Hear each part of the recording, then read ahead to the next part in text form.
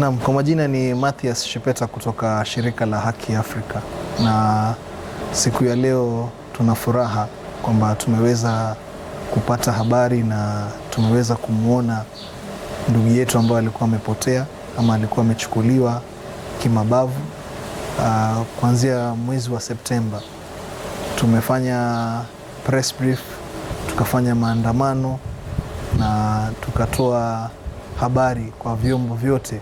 vya kiserikali kwamba Mohamed Obo amepotea, na ni furaha ya kwamba siku ya leo tumeweza kumwona akiwa hai, na kwetu tu ni kusema ya kwamba ni kukondem visa kama hivi kutendeka zaidi, kwa sababu ni watu wengi sana Mombasa na Coast Region ambao wamepotea na hawajaweza kupatikana. Mimi ndio Executive Director wa Haki Afrika, na kwanza ningependa kumshukuru Mungu kwamba ndugu yetu Mohamed Obo amepatikana salama,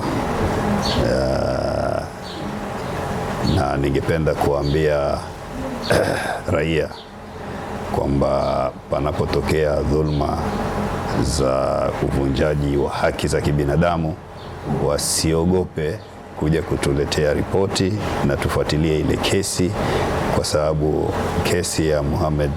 Obo inaonyesha kwamba tukishirikiana, tukifuatilia, huenda tukapata natija na mtu akapatikana. Hii si kesi ya kwanza, ziko kesi kadhaa ambapo tulifuatilia na watu